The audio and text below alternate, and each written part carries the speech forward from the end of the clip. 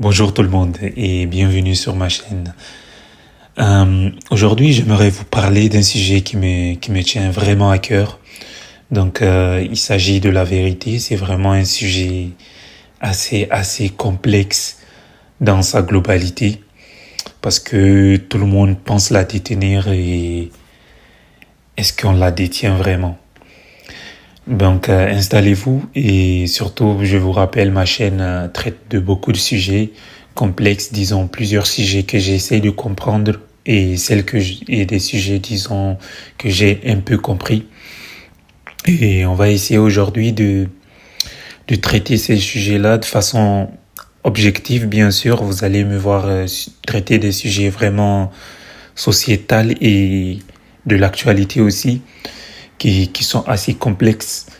Et moi, j'essaierai d'apporter une vision qui est détachée de plusieurs choses que je vais vous exposer tout à l'heure.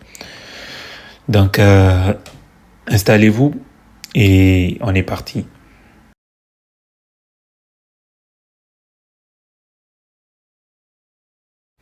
Le premier sujet que j'aimerais vous parler, c'est la complexité de la vérité. Pourquoi la vérité est-elle difficile à comprendre? Tout d'abord, j'aimerais vous rappeler un truc. Je vais vous raconter un petit truc de mon enfance. Depuis mon enfance, moi, j'étais plutôt quelqu'un d'assez critique vis-à-vis de beaucoup de choses. J'étais vraiment, disons pas critique, mais je me posais des questions, quoi. Je me posais des questions par rapport à mes parents, à ce qu'ils faisaient. Mais c'est vrai que je le disais pas aux gens, mais dans ma tête, j'avais ce mécanisme-là qui s'est développé et c'est certainement la raison pour laquelle aujourd'hui j'ai créé une chaîne qui va essayer de la retrouver, disons. Parce que la vérité, je pense pas que elle est facile à obtenir, mais on va essayer de la comprendre, tout simplement. Je voyais mes parents, disons, avoir des pratiques qui est tout à fait différentes de certaines parents de mon entourage. Et moi, j'étais franchement assez... Je me questionnais quoi par rapport à ça. Je me disais, pourquoi ces parents-là font ça et mes parents font ça? Et pourtant, les deux estiment être dans la réalité, estiment être dans le vrai. Tout le monde explique pourquoi l'autre a raison et l'autre a tort. Eh bien, moi, tout le temps, je me posais cette question, mais j'essayais pas d'être du genre, j'ai un camp. Mais j'essayais forcément, je vous jure, j'étais très jeune. C'est vrai que, bon, comme tout jeune, après, j'étais pas si concentré que ça pour traiter tout ça, mais franchement, j'étais tout à fait, je me questionnais, disons. Je me disais, bah, c'est assez complexe, c'est assez bizarre. Pourquoi eux, ils ont raison, eux, ils ont tort, et pourquoi mes parents, eux, ils disent qu'ils ont raison. J'étais pas du genre à me ranger directement du côté de mes parents, pour être honnête avec vous. Et, bah, en voyant tout ça, moi, comme tout garçon, bien sûr, j'irais jouer avec mes potes, je jouais à mes consoles, je m'occupais des choses des gamins, quoi, forcément. Je m'en fichais, mais en vrai, c'était vraiment un sujet qui s'est développé avec moi. Ces questionnements sont développés avec moi. Je me les suis posés plusieurs fois. Donc, aujourd'hui, on va essayer de savoir pourquoi tout le monde estime être dans le vrai. Pourquoi? Comme premier point, j'aimerais d'abord parler des yeux. Les yeux, c'est pas forcément l'organe qui nous permet de voir. Donc, c'est pas que, disons que oui, ça nous permet de distinguer la lumière et les couleurs. Donc, lui, il permet de voir, je pense, il voit toutes les couleurs de l'arc-en-ciel. Donc, il arrive à les distinguer tout d'abord. Et ce n'est que le cerveau qui interprète tout ça. Les images qu'on a aujourd'hui en face de nous, que ce soit toi devant ta télé, devant ton écran de téléphone, ou pour marcher, bien sûr. Donc, tout ça, c'est le cerveau qui crée ces images-là qu'on voit. Et la beauté de ce monde aussi est due à la vision qu'on a du cerveau.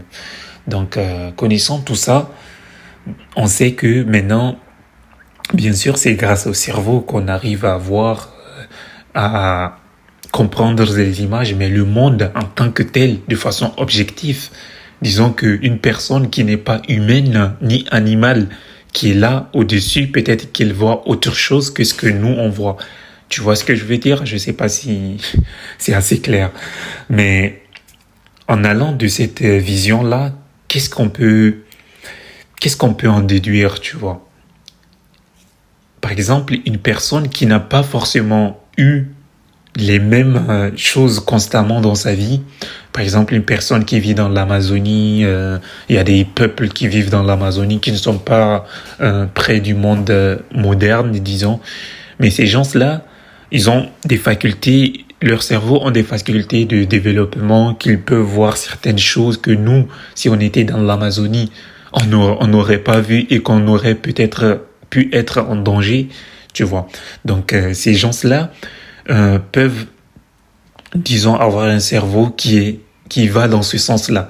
Et par exemple, si on prend une personne moderne, genre, qu'on l'amène dans l'Amazonie, il aura peut-être des problèmes dans certaines situations. Mais imaginons que lui, cette personne de l'Amazonie, vienne dans le monde moderne. Peut-être que lui aussi, il va se perdre. Tu t'imagines une personne de l'Amazonie, tu l'amènes, tu lui dis, bah, envoie-moi un mail à cette personne, bah, forcément, il peut pas, tu vois. Ou bien, pour prendre ça de façon plus simple, disons que on lui envoie un message d'arnaque, bien que l'arnaque marche aussi avec les gens modernes, mais disons qu'il y a des mécanismes modernes que lui, il peut pas comprendre. Même l'écriture, forcément, peut-être qu'il comprenne pas. Donc, est-ce que lui, son cerveau va s'inventer une façon de lire, tu vois, parce qu'il n'a jamais appris forcément. Donc, on peut pas lui dire qu'il n'est pas genre, pour lui, sa vision lui dira que telle chose est la vérité, tu vois. Sa vision lui dira, voilà ce qui est vrai. Même nous, dans notre monde, si on part dans leur environnement, on pensera que voilà ce que tu dois faire, mais tu ne peux pas savoir, par exemple, si lui, c'est un chasseur et qu'il y a un animal qui est camouflé pour pouvoir manger. Peut-être toi, tu ne verras pas cet animal-là. Lui, par exemple, que c'est son environnement, il sait que tel animal se camoufle et c'est, voilà comment faire pour le capturer, tu vois. Donc, tous ces éléments, je sais pas si je l'explique de façon claire. Donc, c'est pour vous dire que, en fonction de ce qu'on voit, de ce que, voilà, on a grandi, il se peut que une personne qui a grandi dans un foyer et qui voit telle chose, et une personne qui grandit dans un foyer ou un environnement qui voit telle chose, ou une telle culture, peut-être que pour elle, telle chose, c'est la vérité. Donc, il sera très difficile de la faire dévier de ce cheminement-là. Donc déjà, là, c'est un premier point qui s'associe avec le cerveau et son interprétation, disons, des choses en fonction de l'environnement, en fonction de la culture et de plusieurs facteurs aussi. Donc là, c'est déjà un problème qui fait que on comprend quelque part, je pense, le racisme est compris à travers cette explication même. C'est pour ça qu'aujourd'hui, même en tant que personne de couleur, moi, en vrai, le racisme ne me choque pas tant que ça. Parce que, pour être honnête, étant une personne qui se questionne beaucoup, il m'arrive de voir du racisme même parmi les gens de couleur comme moi.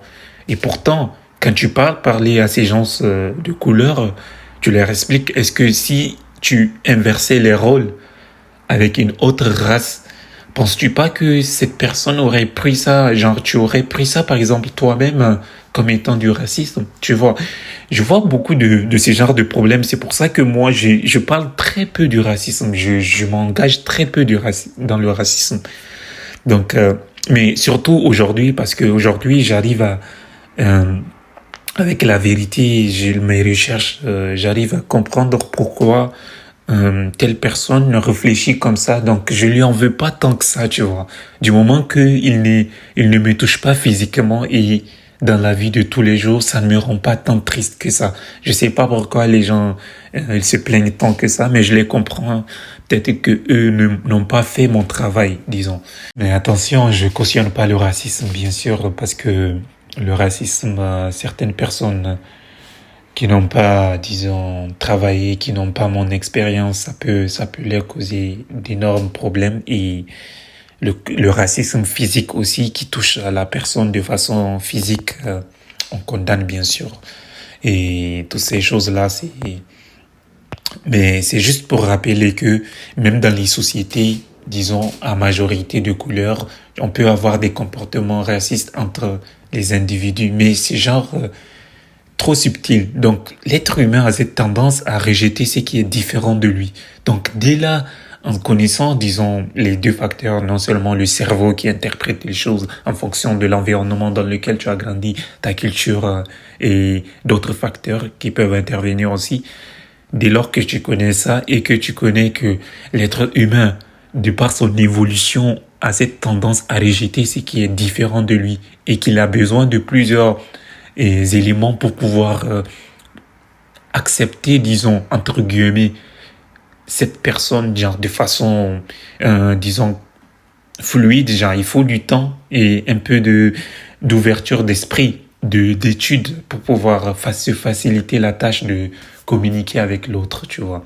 Donc, c'est pour ça que moi, comme je le disais tantôt, c'est pas un sujet, le racisme n'est pas un sujet que je m'attarde, c'est pas un sujet que vous me verrez parler souvent, mais c'est juste que il faut condamner dès maintenant parce que je sais pas où ma vidéo peut terminer.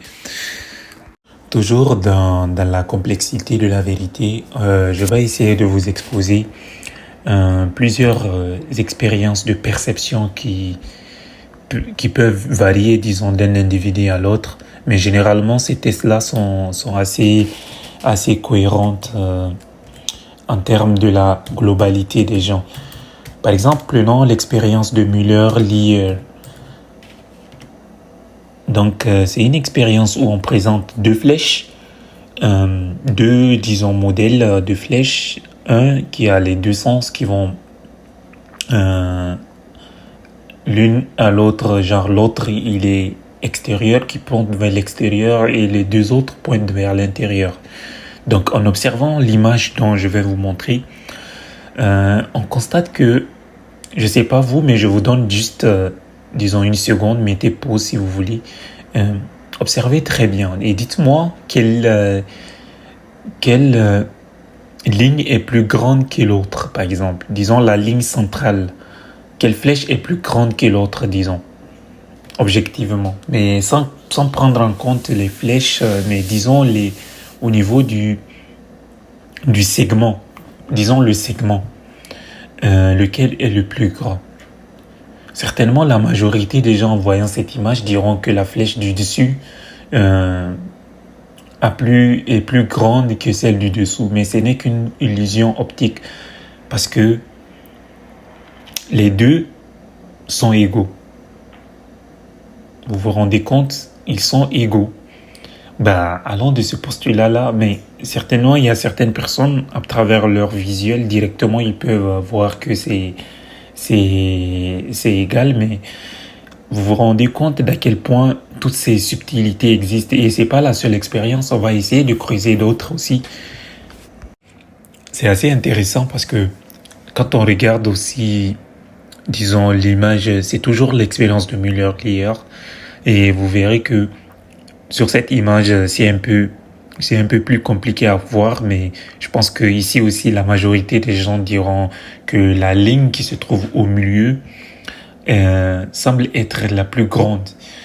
Par contre, celle qui se trouve en dernier, quand on l'observe à partir de la droite, c'est vrai qu'on commence à voir que c'est égal. Quand on compare la ligne du milieu à celle du bas, on se rend compte que c'est presque la même chose en termes de taille. Par contre, celle du bas, du milieu, si on la compare à celle du haut, directement notre cerveau nous dit que voilà, celle du milieu est plus grande que celle du haut. Donc c'est ça que l'expérience de Müller-Lyer veut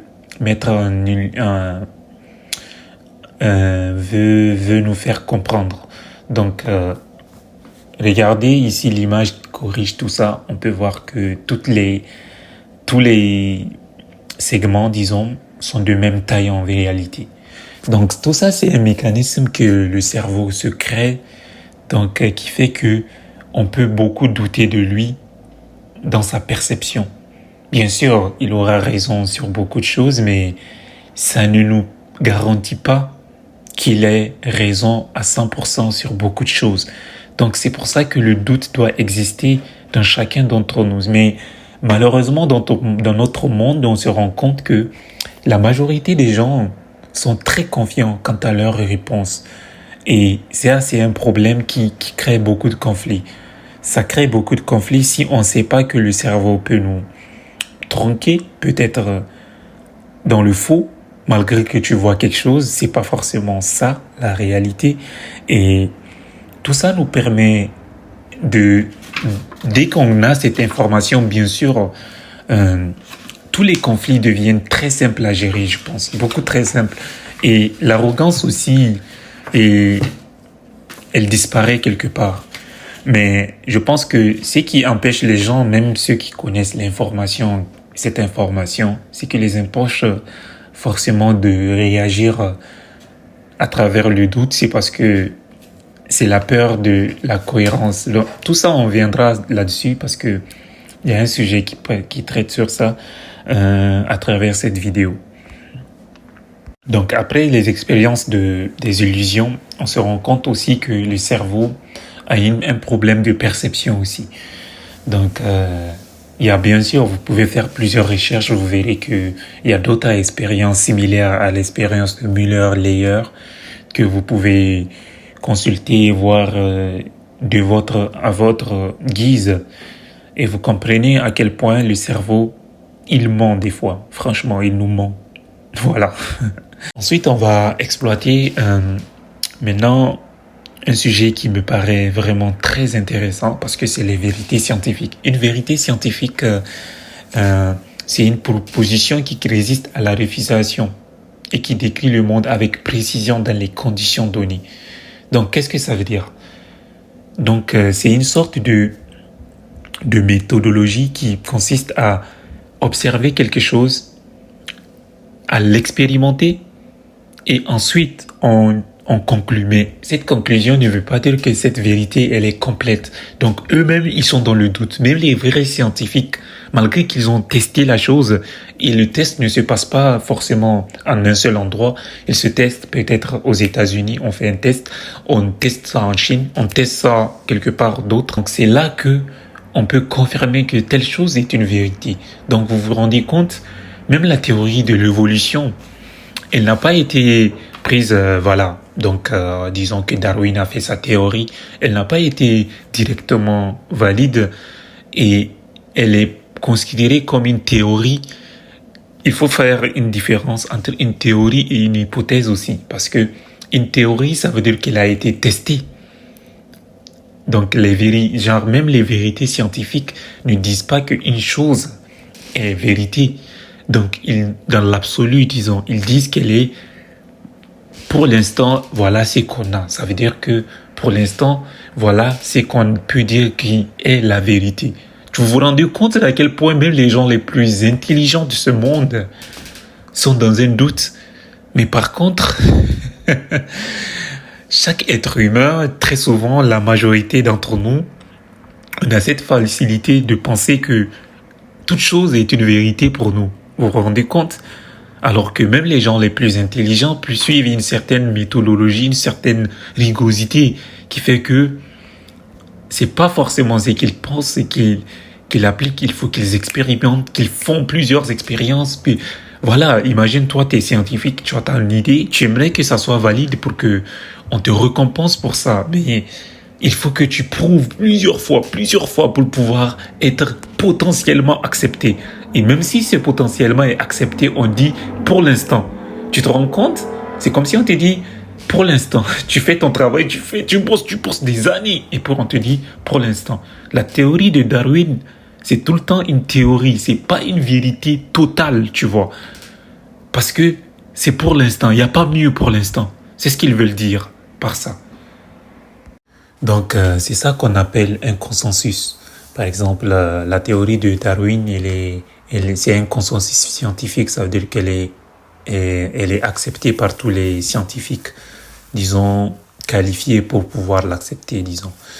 Et quand on regarde tout ça, on se rend compte que la rigosité, genre la rigosité que demande la science est, est telle que, par exemple, même les questionnements, on ne peut pas les faire, genre, toute chose, on ne peut pas la dire qu'elle est vérité directement. Il faut que elle soit observée dans un premier temps, expérimentée, tu vois. Et c'est là que la conclusion peut déterminer si pour l'instant on la garde comme étant une vérité potentielle, tu vois. C'est pour ça qu'aujourd'hui, quand on affirme des choses, je vois les choses, et les gens, ils ont une facilité de dire les choses. Par exemple, tu vois l'information qui dit que, voilà, telle personne, c'est les méchants. Très souvent, tu vois ça souvent. Un média, peut-être qui est biaisé par, bon, ne parlons pas de biaisé pour l'instant parce qu'il y a un sujet plus tard qui va traiter de ça. Mais disons un média qui est là, qui nous présente un sujet.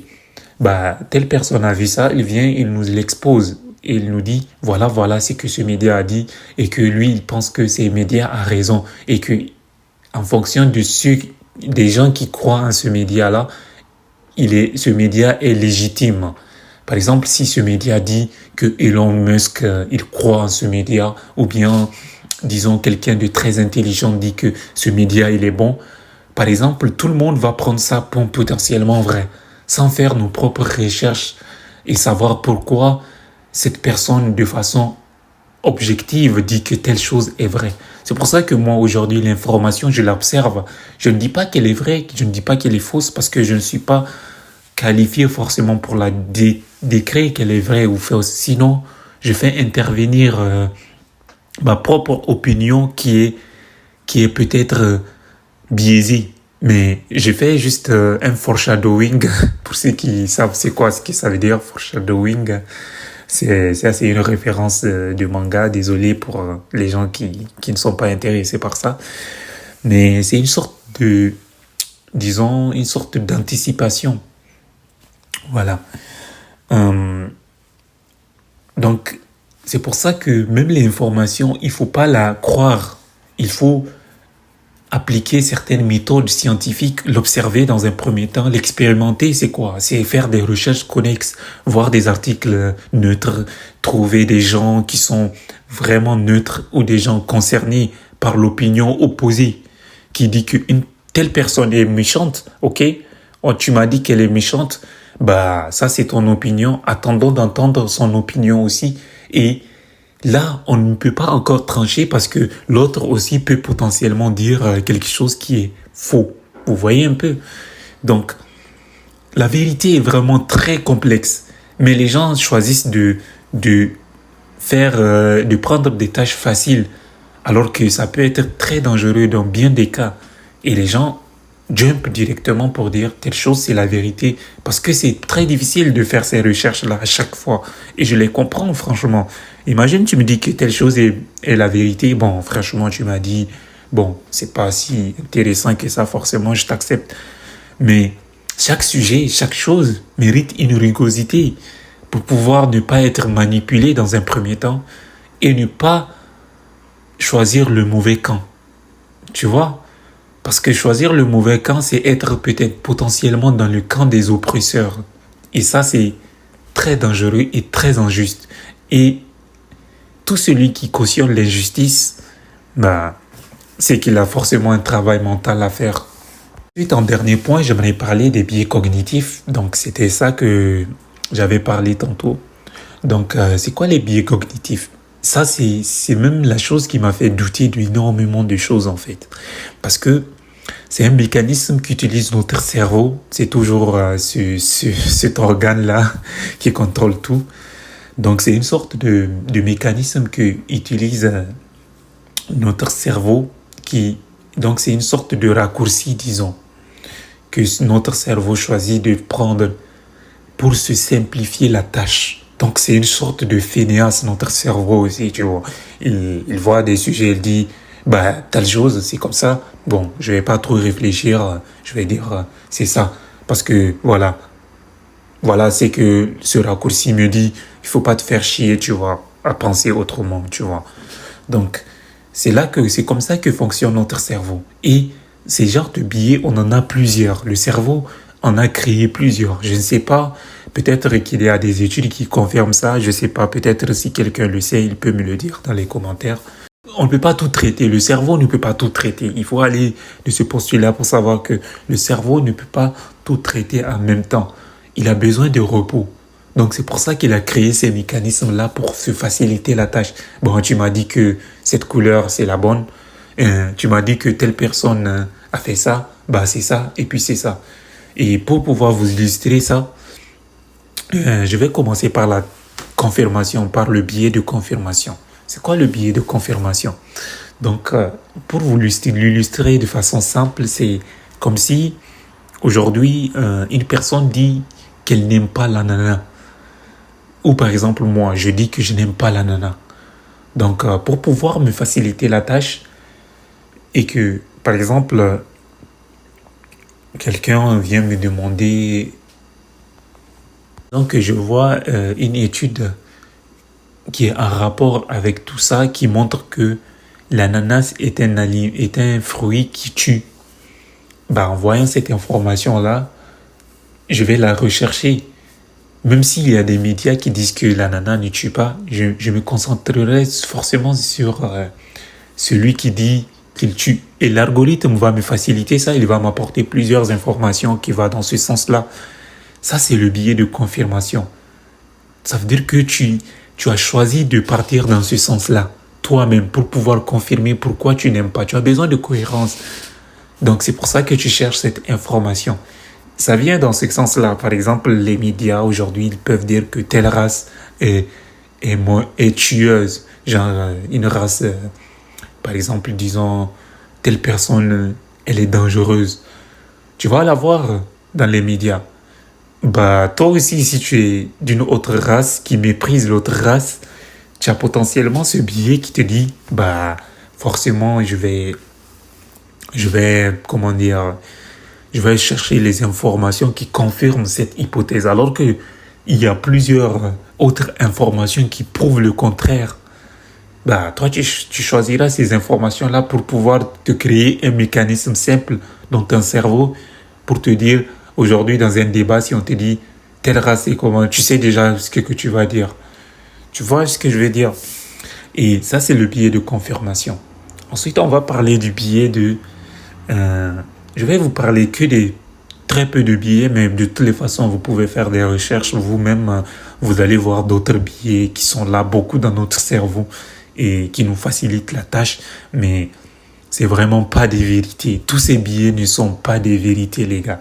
C'est pour ça que ne vous fiez pas à ce que vous dit votre cerveau. C'est pour ça qu'aujourd'hui, on a beaucoup de conflits et on n'arrive pas à s'en sortir facilement dans les discussions avec les autres et qu'on a beaucoup de distorsions. La même chose entre les sujets hommes-femmes. Je vais voir aujourd'hui les femmes, la majorité, il y a beaucoup de conflits sur le net. Bien sûr, le net ne reflète pas la réalité du monde tel qu'on le vit, mais sur le net, tu vas voir un combat de femmes contre hommes. Il y a beaucoup de combats là sur le net. Tu vas les voir, combat entre races, combat entre sexes, et tu te demandes qui a, genre, pourquoi tout le monde choisit son camp? Les femmes, les hommes, alors qu'il n'y a pas quelqu'un, très peu de gens, disons, pour trancher. Ils sont toujours dans ce combat-là. Nous, on est les bons. Vous êtes les mauvais. C'est toujours cette recherche de c'est nous qui avons raison, c'est vous qui avez tort.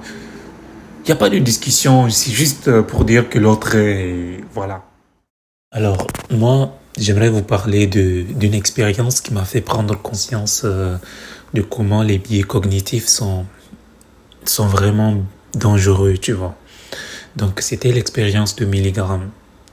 Donc, pour mieux l'expliquer, je vais essayer de prendre un parallèle aussi simple, mais si jamais vous ne comprenez pas ce que je dis, vous pouvez toutefois faire une petite recherche sur le net et ça va vous faciliter dans la compréhension de cette expérience qui est vraiment, vraiment, vraiment intéressante. Donc, admettons qu'on prenne 10 personnes, on les met dans une pièce Et comme dans une pièce d'interrogatoire, vous voyez dans les films, généralement, les postes de police, on met une vitre. Et de l'autre côté, il y a les gens qui regardent l'interrogation qui se passe. Et dans une pièce, il y a, comment dire, le potentiel criminel et la personne qui l'interroge qui sont dans une pièce, mais ceux qui sont à l'extérieur de la vitre voient ce qu'il y a à l'intérieur, mais ceux qui sont dans la pièce ne voient pas ce qui se passe à l'extérieur.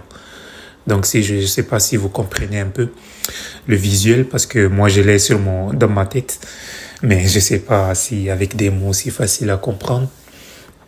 Donc, ces personnes-là qui sont, disons, derrière la vitre, qui sont disons, en train d'être pris, ces sujets-là, ces 10 personnes-là, on leur dit une par une de venir, par exemple, et derrière la vitre, il y a un potentiel criminel et qu'il y a une autorité à côté qui leur dit à chaque fois d'infliger une certaine charge électrique.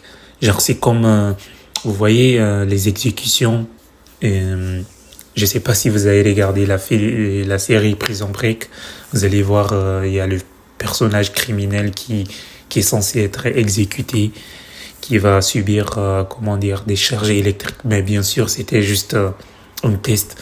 Mais genre, c'est des charges électriques vraiment très, très fortes qui peuvent tuer directement. C'est comme ça on exécute. Donc, de l'expérience, on a cette personne-là qui vient. On lui demande d'infliger plusieurs charges électriques jusqu'à atteindre le seuil qu'un humain peut supporter. Et lorsque ce seuil-là est atteint, on a fait l'expérience sur 10 personnes, par exemple. 6 ou 7 vont continuer d'infliger ces charges électriques, mais bien sûr, c'est pas des expériences réelles sur des vrais criminels. C'est juste des acteurs qu'on met derrière la vitre, donc qui vont faire en sorte de gesticuler et de faire comme s'ils sont en train de subir des charges assez fortes, tu vois. Mais genre, l'expérience était vraiment, vraiment tellement, genre, je sais pas, je sais que je mets beaucoup de superlatifs, mais c'était vraiment, genre, choquant au point où c'est là que les gens, genre, la conclusion qu'on a eue, c'est que, genre, l'autorité, parce qu'il y avait quelqu'un qui disait aux gens, voilà, mettez ça, parce ils portaient une blouse, donc, et ils avaient, comment dire, une sorte de connaissance, parce que quand la personne porte une blouse et que, voilà, elle semble être une personne qui sait ce qu'elle fait, si elle nous dit de faire des choses, parce qu'elle porte des blouses, on va penser qu'elle est légitime, alors que la connaissance ne se traduit pas forcément avec ton apparence. Donc, directement, cette personne qui a l'autorité, disons quelque part, genre une autorité de connaissance, va nous faire agir contre notre gré. Même notre cerveau, peut-être que jamais on va infliger ça à quelqu'un, mais les gens qui ont fait ça, c'est des gens normaux comme nous, tu vois. Donc, c'est eux qui ont osé infliger ça parce que l'autorité a dit de faire. Donc, c'est pour ça qu'aujourd'hui, c'est très dangereux de se remettre, genre, de ne pas utiliser son cerveau de façon, genre, utiliser son cerveau de façon autonome. Si on se fie qu'à ses biais, tu vas finir par prendre une décision, disons, qui est contre ton gré en utilisant ce biais, ce raccourci que ton cerveau utilise pour pouvoir, disons, te faire prendre des décisions qui ne sont vraiment pas la bonne. Juste sur 10 personnes, 6 à 7, ils ont dit 65%. Donc, c'est juste que j'arrondis, mais 7, généralement, on prend la moyenne forte, donc je dirais 7 personnes sur 10 ont infligé genre ces charges électriques. Vous vous rendez compte d'à quel point c'est dangereux, les biais cognitifs. Et il n'y a pas que ça, genre, vous allez voir généralement dans plusieurs choses. Bien sûr, le cerveau fait ça. C'est parce que c'est nécessaire. On peut pas, il y a beaucoup de choses dans la journée. On peut pas réfléchir à tout. Par exemple, quel genre de shampoing on va prendre. Juste ce qu'on voit sur une pub. Par exemple, si tu vois une pub qui te dit que voilà, ce shampoing est bon, quand tu le prends, tu vois. Donc, c'est ce genre de raccourci parce qu'on peut pas se permettre de réfléchir sur toute chose, tu vois. Mais ça dépend des gens aussi parce que c'est pour ça que l'expérience parmi 10 personnes, il y a 3 peut-être qui vont pas émettre, genre, malgré de l'autorité, ils vont pas faire, genre, disons qu'ils sont autonomes, ces gens-là, disons. Ils se laissent pas influencer par leurs biais. Et moi, ce sont ces genres de personnes que je j'aspire à être. Et ce sont ces genres de personnes-là que je respecte, genre, dans leurs décisions. Parce qu'une personne qui résiste à son biais cognitif, c'est quelqu'un qui est conscient de comment marche son cerveau. C'est quelqu'un qui est conscient de comment ses perceptions peuvent être erronées dans beaucoup de choses. Que ce soit, par exemple, c'est que les news te disent, même si les news font partie des gens de ton clan, disons, de ta personne, euh, même parmi même les gens les plus dangereux au monde, si parmi eux, certaines personnes sont gentilles et sont capables de remettre en question ce que ces gens-là, à ne pas, comme par exemple, à ne pas se servir de son billet de groupe, d'appartenance pour pouvoir infliger du mal. Tu vois, ces genres de personnes, je les respecte beaucoup plus parce que ce sont des gens qui ont fait le travail de conscience pour pouvoir déterminer quelque chose, genre, quelque chose est bon ou mauvais.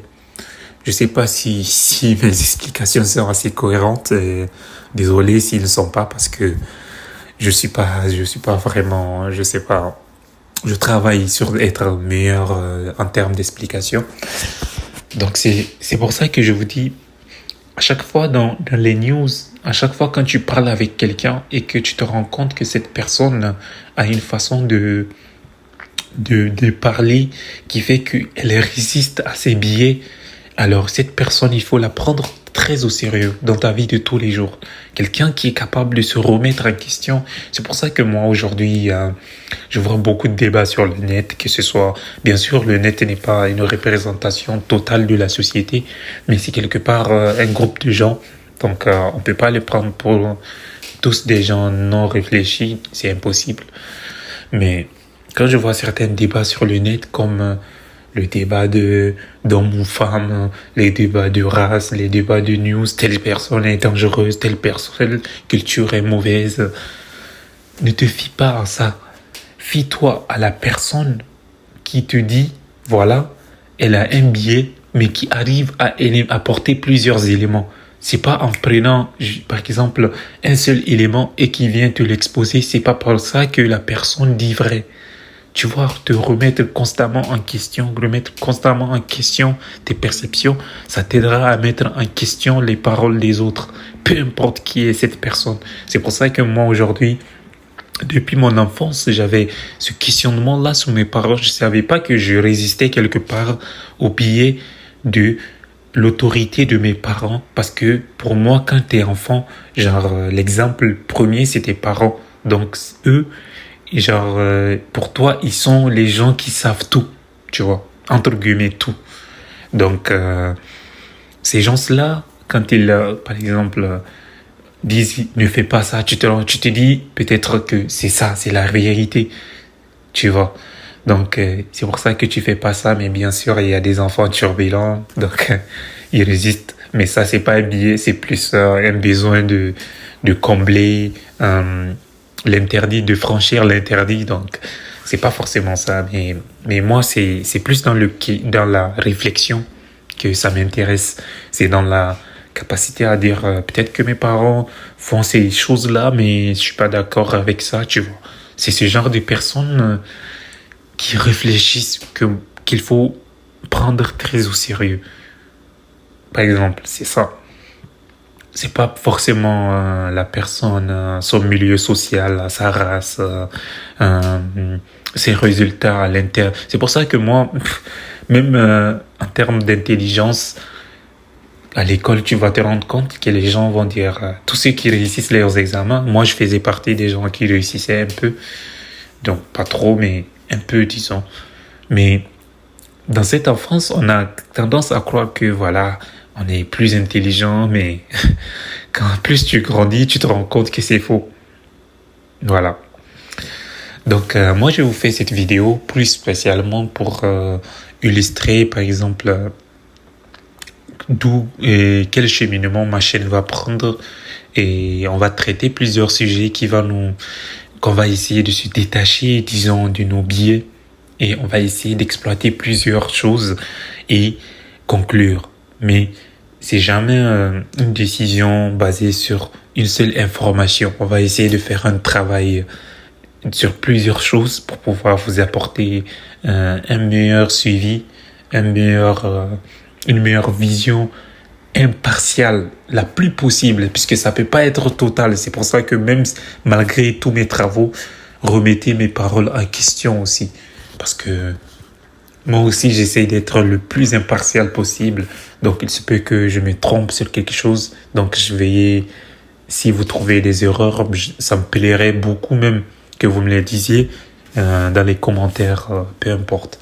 Moi, ça me fera tellement plaisir de voir que, voilà, vous aussi, vous avez évolué sur ce point-là parce que moi, avant, j'étais pas comme ça, mais j'évolue vers un certain point où je remets en question, disons, presque tout, hein, sur beaucoup de choses. Et bon, il y a des choses qui sont inutiles à se remettre en question, mais voilà. Bah, je vous dis merci beaucoup d'avoir regardé ma vidéo jusqu'ici. C'est ma première vidéo, mais franchement, ça me fait du bien de savoir que aujourd'hui je peux parler sur beaucoup de sujets et on adore Internet pour ça. Bien que ça a des côtés positifs, ça a aussi des côtés négatifs, mais on prend le tout. Et voilà, merci d'avoir été sur ma vidéo et à la prochaine. Ciao.